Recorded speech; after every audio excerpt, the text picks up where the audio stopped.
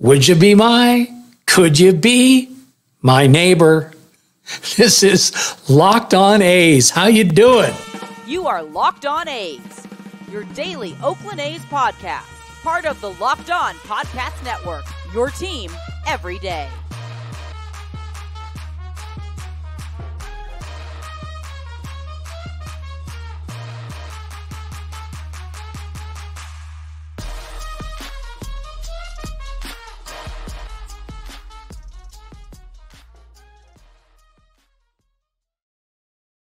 Hey, you're back. Good to see you. And thanks for making Locked On A's your first listen every day. Of course, this is the place to be for all the athletics news and views. If you're a first-timer, hello. I'm Wayne Coy. I'm your host. And I'm an athletic supporter since I knew what a baseball was. I mean, since I was a little guy. And a media dude for a lot of years, too. Happy to be behind a microphone, as usual, with lots to talk about today. We'll tell you that this episode of Locked On A's is brought to you by Sleeper. Yeah, Sleeper wants you to swing for the fences on Sleeper picks. You can win up to 100 times your money. Just download the Sleeper app. It's pretty cool, really. Give it a shot. And when you do that, make sure you use the promo code, very important, Locked On, L-O-C-K-E-D-O-N. That's L-O-C-K-E-D-O-N, Locked On, and you are going to get up to a $100 match on your first deposit. Terms and conditions do apply. See Sleeper's terms of use for details. Sleeper currently operational in 30 states. I'm in a state of, I don't know what you call it, I'm jonesing a little bit for baseball. We had all that activity, and now it's all set up. Everybody knows who's going to be playing where, and we'll get into the playoffs in detail coming up in just a minute as we wait until Sunday to get back at it again. But after the A's announced their intent, to head to the Valley of the Sun here, to get away from Oakland and Howard Terminal and move on, go to Las Vegas. After that was announced, they said no more parallel paths. Well, from that point forward, really, the most reliable source of A's news, besides Locked On A's, of course, come on. Besides that would be the Las Vegas Review-Journal. Psych. Of course, it's not the RJ at all. No, it's the Nevada Independent. They're the ones that are giving us that news, kind of from an unbiased perspective. Sort of have lost all respect, really, for the Review-Journal, and I'm not ashamed to say that, but I just think that there's a lot of puff journalism going on over there, and I like the Independent. Well, they just got together and had a convention called Indie Fest, and Howard Stutz, who's kind of their main reporter there, along with Tabitha Muller, they're the two that have been kind of keeping us up to date all the way back since like April, if you remember that. Well, last Friday, they had this panel, and the moderator was Howard, and they had a panel full of people who were all involved in Las Vegas sports. In fact, the name of the panel was Business in Sports, Sports and Business. Anyway, something like that. It included former Raiders president Mark Bedane. He's not with them anymore, but he was in Oakland and was always part of the team as they moved to Vegas. Now he's working on that brand new 20,000 seat arena that a lot of people are saying, arena, 20,000 seats, sounds like an NBA home to me. I think that's the idea. Shh. Anyway, Mark's on the panel. So is Nikki Fargas. She is president of the WNBA champion Las Vegas Aces. Boy, they're a great basketball team. And Derek England, former Vegas Golden Knight. He was here from the very inception, and now he's a special advisor to the team. Well, about 17 minutes into the discussion, Howard Stutz asked the panel a pretty important question as it relates to the A's. Where does a 33,000-seat baseball stadium fit in the Vegas sports pantheon? He didn't say pantheon. I did, because it's a fancy word, and I like to try it out every now and again. It's no secret that the A's and the Raiders really don't like each other, and this goes all the way back to having to share the Coliseum, which they kind of did from the outset. The Raiders moved in. They were the first tenants in 1966, but 2 years later, the A's came, and they've been sharing that stadium ever since, along with concerts and, monster trucks and whatever else happens to be on the field there at the Oakland Alameda County Coliseum, which is what I'll always call it. No Odaco, no McAfee, no none of that. It's the Oakland Alameda County Coliseum. Sorry. Anyway, they just don't like each other. And that's not been anything that's, been hidden. I think Mark Davis especially has kind of let it be known. The deal is, as I understand it, Mark wanted to build a new Raiders stadium right there at 880 and 66th. And he said, this is our home. We think there's plenty of room, which there is, in the Coliseum parking lot. And how about we just build a brand new stadium here? Well, the A's then upped their lease 10 more years. And that basically told the Raiders, too bad, so sad. Because, they own half of that property, right? So Mark left in 2019. First it looked like he was going to L.A., then he ended up in Vegas. But Bedane was asked what he thought. He was the first person to speak. First, he said, can you ask everybody else first and then come back to me? And that didn't happen. So he started to speak, and once he did, boy, what did he say? Quote here, the issues between the Raiders and the A's are pretty well documented. Frankly, I think Mark Davis was diplomatic. Okay. This is a small industry. You compete on the field, but you expect a level of honesty and professionalism that just didn't exist, end quote. And then after taking a breath, he continued, quote, I would hope that the work has been done to study the market, because I think it's a little more challenging. And then he spoke specifically about the regional sports television network and the size of the market. The quote was, this is not a huge market for that, and you're going to have to sell 2.5 million tickets per year. That's not easy, end quote. Yeah, if you were watching, the hearings that went on before the stadium funding got passed, they were saying, we're going to project that we're going to sell this place out. And at the time, it was 30,000 seats. Now it's 33,000. And they're saying that they've got to sell them out, like every game. Doesn't matter if it's a Wednesday against the Minnesota Twins, they got to sell it out. Pittsburgh Pirates, sell it out. Cleveland Guardians, sell it out. You get what I'm saying. I get the Yankees, I get the Red Sox, the Cubs, I get that. But they're saying that they got to sell it out every single day or close to be able to hit their numbers. 2.5 million tickets. Mr. Bedane is right. That's a lot of tickets. So then they went to Fargus, asked her her opinion, and she wriggled right off the hook. This was her quote. She said, Mark's answer, meaning I completely agree with Bedane. And then Stutz kind of changed it up a little bit before he passed it over to England for an answer. He said he wanted to know whether it would be better for the A's to move to Vegas or for Las Vegas to get an expansion baseball team.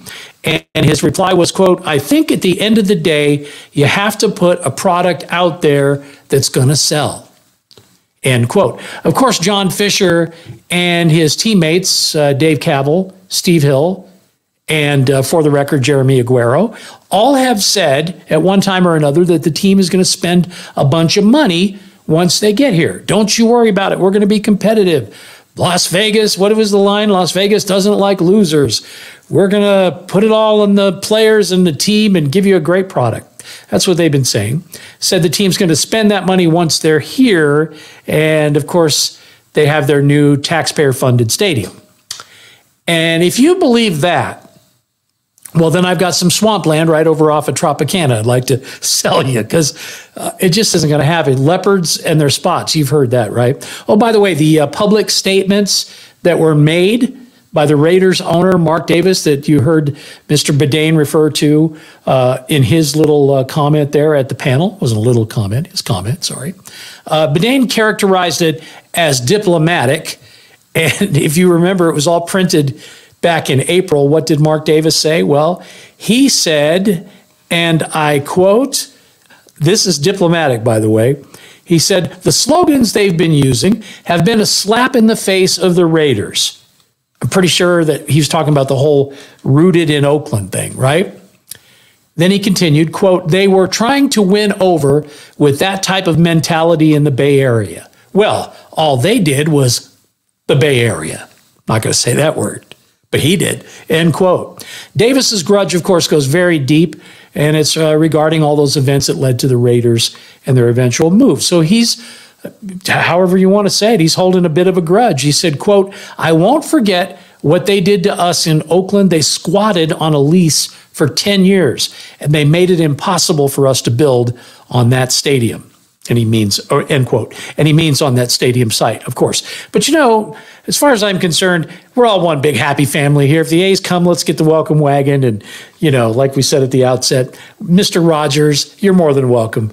Won't you be my neighbor? The MLB playoffs are absolutely here and absolutely rocking. I was riveted watching the Philadelphia Phillies and their games against the Atlanta Braves. That was a lot of, edge of your seat stuff, just explosive baseball. And that's what you want in the postseason. But, with the clock ticking, it means so is the chance for you to win 100 times your cash on daily fantasy baseball. Baseball's never really been more exciting than it is right now. The rule changes, to a great degree, I think, have improved the game. I don't know if you agree or not, but it's sure fun watching Bryce Harper and Zach Gallen and Marcus Semien and Jose Altuve and everybody else that's still playing in the postseason, and you can get involved. You can bet on things like home runs and hits and strikeouts, and you can get paid 100 times your money on Sleeper. Get your picks right, and you could win really big. Entries can be made in under a minute or two. Very easy. Just use the promo code Locked On. That's LOCKEDON, Locked On, and you're going to get up to $100 match on your first deposit. Terms and conditions do apply, of course. See Sleeper's terms of use for all the details. It is kind of weird, though, right? Watching baseball for all those days in a row, and then all of a sudden, you're like jonesing because there isn't any, and you got to wait. Well, we do have to wait until Sunday. Stage is set, though. AL and NL Championship Series. Sunday night, of course, it's going to be all eyes on Texas as the Texas Rangers take on the Houston Astros. Those games will be played, at least the first two anyway, at Minute Maid Park. And that's the beginning of the ALCS. It's going to be Jordan Montgomery, the lefty that gets the ball for the Texas Rangers, and A's killer senior citizen, Justin Verlander, well, by baseball standards anyway. He'll be hurling for the hometown Astros. And I'll be hurling if he does what he usually does. I'm kind of a fan because I like Kate Upton.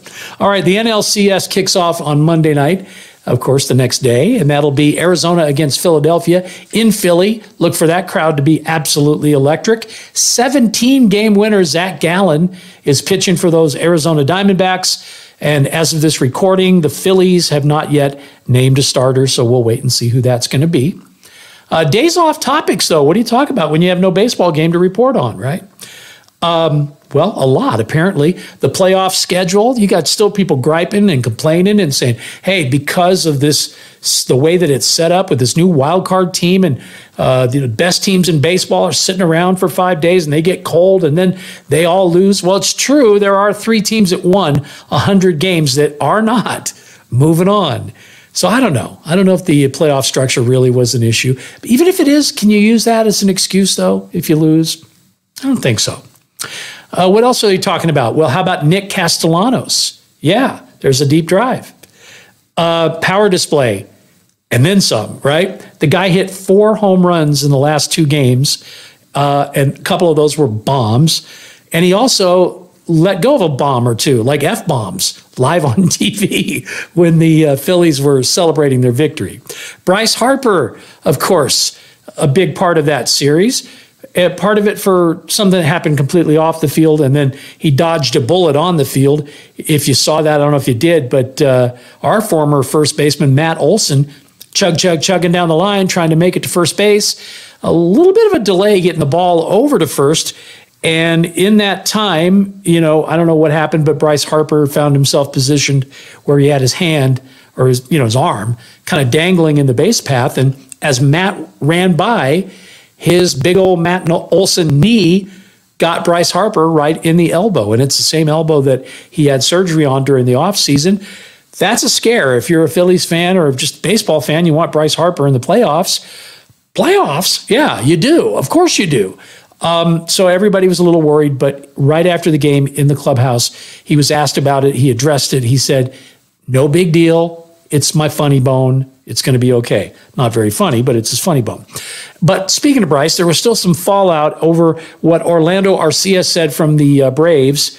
Made some post-game comments right after the Braves' only win in the series, which is back on Monday night, Game 2. Jake Mintz from Fox Sports was in the clubhouse along with like 12 other reporters and apparently overheard Arcia laughing and yelling, "Attaboy Harper." And that was a reference to, when Bryce tried to get back, had to get back, and then ended up getting doubled off at first base because he had already rounded second on his way to third. There was a great catch and throw. And of course, as you know, it ended up being a walk-off and he got doubled up. Okay, so because of that, apparently that's where Attaboy Harper came from. And the reporter, one of them that was in the clubhouse, that was Jake Mintz, who I told you is from Fox Sports. Well, he reported that he heard that while he was in there. And apparently that stuck a little bit under Bryce's craw. Arcia wasn't happy either. In fact, he defended his comment. He said, that was supposed to be off the record. What happens in the clubhouse stays in the clubhouse. And I certainly wasn't talking to reporters there. So that was his point.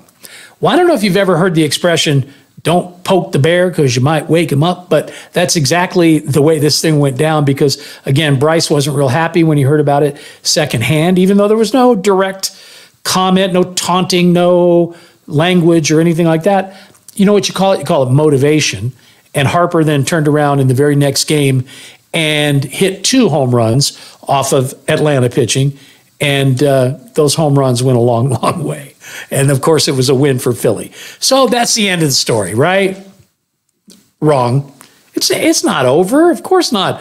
Alana Rizzo, you know her, MLB Network. She's on High Heat. And she's talking to Mad Dog Russo. Talking is an understatement because she really wasn't talking. She had a major issue with the fact that Mintz was in there and that he had shared that. So lots of vitriol that she shared with the world. And it came out like this, quote, this is just part of it. And then some jackoff comes in at the end of the season that gets a credential, God only knows why, and the clubhouse is a sacred place, end quote. Well, it took about a half a nanosecond for Twitter, for the internet as a whole, all of social media to completely blow up. Comments very hypercritical of Rizzo over what she said, that she was way, way, way out of line, painting a colleague, basically Mintz, as an amateur. I mean, she called him a blogger, a podcaster. Hey, I resemble that remark. Anyway, the fact that he was allowed into the clubhouse, she didn't like that. So the Baseball Writers Association of America, which, by the way, Mintz is a member of, quickly defended him, in fact, in a pretty long letter, and said, look, we got his back, and scolded Rizzo for what she said and said she should apologize for, quote, both unprofessional and unacceptable behavior. Ooh, shots fired and shots landed.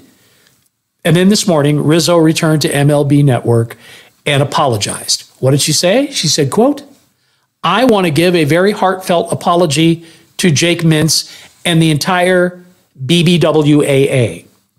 Jake was completely, or I said yesterday, what I said yesterday about Jake was completely inappropriate. It was inaccurate and it was beyond unprofessional. I was caught up in the moment, end quote. Okay, that was her apology. Everybody said she needs to apologize, and she did. And it would be very easy and maybe even expected that a 40-plus year professional broadcaster, now podcaster, would pile on Rizzo over what she did, like right now. Like I would, put my ears back and go. But I'm not going to do that. Instead, I'd just like to say that owning up to a mistake, wearing it the way that she did, being as humble and full of humility as she was, regardless of your opinion of her as a person, She did exactly the right thing in exactly the right forum, which was exactly where she said what she said in the first place. So she went right back to the scene of the crime, so to speak, and apologized. And that's what you wanted her to do, and that's what she did. And I don't think, well, I'm sure her PR people, her handlers said you better apologize. But beyond that, I think you could tell that she was very sincere. And so with that, I say we move on and, get back to baseball. Let's play some ball. And we will, Sunday and Monday. We start both series. Well, speaking of playing ball, how about we play some football? Are you ready for some football? America's #1 sports book is FanDuel. And right now, a new customer that could be you. Maybe you haven't done it yet. Maybe you've thought about getting the app, but you've yet to throw your hat in the ring. Well, listen, you get $200 in bonus bets when you bet. You're not going to believe this. You're going to say, yeah, right. But I'm going to say it anyway. $5. And it ain't a foot long. Okay. It's just $5 that you bet, and you're going to get up to $200 in bonus bets guaranteed. Actually, you'll get $200 with your $5 bet. That's $200 in bonus bets. Win or lose, doesn't matter. So if you've been thinking about joining FanDuel, I'm here to tell you that's probably right now. That's the good time to do it. There's a wide range of betting options. Of course, you can bet the spreads, which is kind of what everybody does, but that's okay. The player props are fun, missed field goals, who's going to be wearing what. They got some crazy bets. Overs, unders, it's all right there for you at FanDuel.com/locked on. And kick off the NFL season if you haven't already.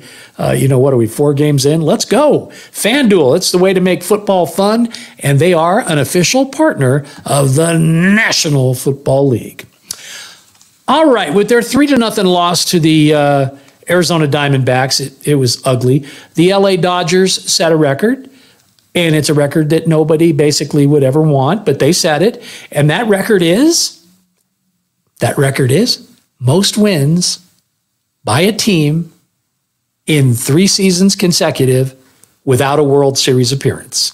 Yay, Dodgers! You're in the record books. No, you don't want to be proud of that one. Seattle Mariners are second. They did it 2001 till 2003 with 302 wins.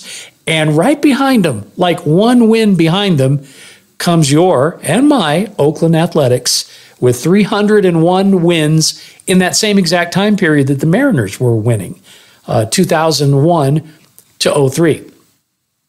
So I went back and I looked. I was like, okay, we were good, right? I mean, how good were we, though? I think because of the playoff loss, you tend to kind of just forget about it. It's sort of like, the old days, 88, 89, and 90.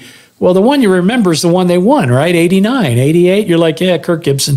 1990, you're like, the Reds rolled all over us. So you forget those and you just think about the good stuff. Well, I think in the case of the Aughts A's, let's just call them that, 2001 to 2003, all those wins, 301, they had a pretty dang good team. They were 102-60 in 2001, second in the American League West. And then they lost the division series 3-2. Slide, Jeremy, slide. Jeter in the right place. Yeah, they lost to the Yankees, and we all remember that. Still kind of hurts to talk about, right? 2002, 103-59. And if you saw Moneyball, that was the year of the streak. They won 20 in a row, finished first in the American League West, lost that ALDS to the Twins 3-2. And in 2003, not quite as many wins, 96 that year. They were 96-66, and they finished first in the West.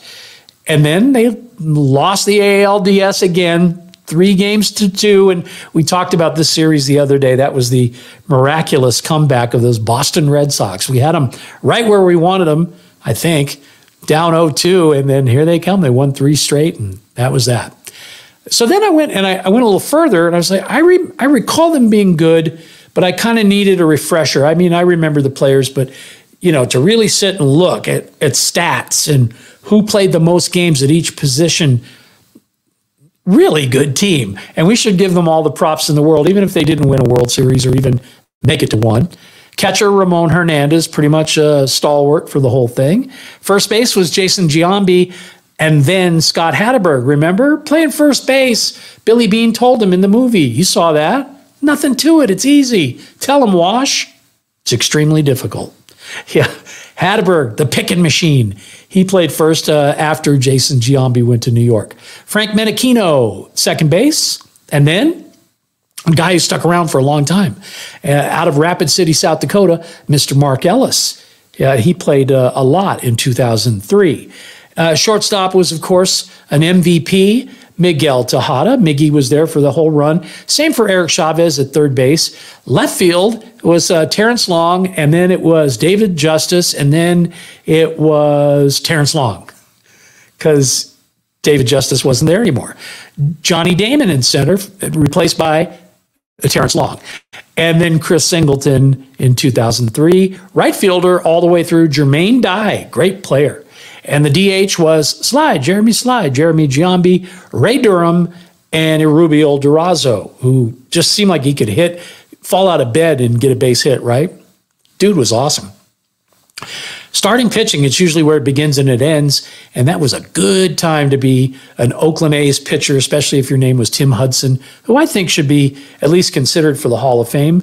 Don't forget Mark Mulder and Barry Zito, Hudson, Mulder, Zito. They were like a three-headed monster. There was always another pitcher usually that got some wins and helped them out behind that. And in this case, Corey Lytle, who we talked about the other day on the anniversary of his tragic death in that airplane accident. Corey Lytle was a heck of a piece.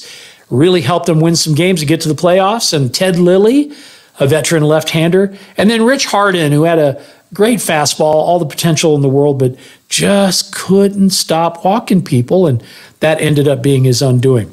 Now, what's interesting when you get to the bullpen is, you had the names that were pretty much there throughout the run. Jim Messier, Chad Bradford, the submariner. You had Jeff Tam. And, of course, don't forget the star of Moneyball, Ricardo Rincon. Ricardo is an amazing lefty. We picked him up from Cleveland. But beyond those guys, closer, right? A's are kind of known for closers. And these teams were no exception. The crazy thing is, and I forgot this, they had a different person in that role all three of those years. 2001, do you remember who it was? If you said Jason Isringhausen, you'd be right. Yep, Jason Isringhausen with 34 saves in 2001. Then we got into the 40s the next year. Billy Koch with a heck of a year in 2002. He saved 44 games for the A's. And then in 2003, it was Keith Folk's job. And he did a great job doing his job, saving 43 in 2003. So again, you look at that and you go, you know what? They're even better than I remember. It's just because you didn't get to the dance. You didn't make that big impression. But I think they were good enough to get a ring. And the playoffs, Billy Beane has said famously that you play to win in the regular season, and then the postseason, as you can see this year, is a crapshoot. Just kind of is. Hey, some room on the 40-man roster now because three players were outrighted. James Kaprielian, Sam Long, and catcher Carlos Perez. Sorry, pitcher James Kaprielian, pitcher Sam Long, and catcher Carlos Perez, veteran catcher. All three outrighted to Las Vegas. Here's the deal with Kaprielian. He can't reject at all the outright. It's just because of how long he's played. He will qualify, though, for minor league free agency, so there's that. And that, of course, has to wait until the 5th day after the World Series. Once the series is over, 5 days later, he can qualify to be a minor league free agent. He's got parts of 7 seasons in the minors, so that's why. Kaprielian, kind of like we're talking about with Rich Harden, just lots of potential, but just not throwing strikes. And, that at the end of the day is what it's all about. Same with Long, control issues, and he can't reject his assignment either. He's been outrighted. He'll be a minor league free agent. And then Perez can pretty much elect free agency anytime he wants to, right away, if he feels like it. He was arbitration eligible, and he was projected to get somewhere around 1.2, 1.3 mil if he was going to sign with the A's, but that's not happening, and all the other teams passed as well. So outrighted the following three players, James Kaprielian, Sam Long, and Carlos Perez. And we'll see if they end up back with us. It's happened before. Were you here yesterday? Are you going to be here tomorrow? If that's the case, I'm going to go right out on a limb and call you an everydayer. And I love the fact that you're here. Let us know that in the comments, would you, that you're here every day? And of course, anything you want to talk about, throw that in there. I just love the give and take, and it's awesome to be able to interact with you. Now, if you're listening and not watching, of course, the comment section wouldn't apply, but you know what does? Quick tweet if you want to. Just get right at me. You can DM me. It's at Locked On A's. Okay? Do that. Either way, we're going to always be here for you talking about your favorite team. That's what we do on the Locked On Podcast Network. Hey, listen, thanks for being around. I'm Wayne Coy. We'll get together again soon. And until we do that, I want you to keep on swinging.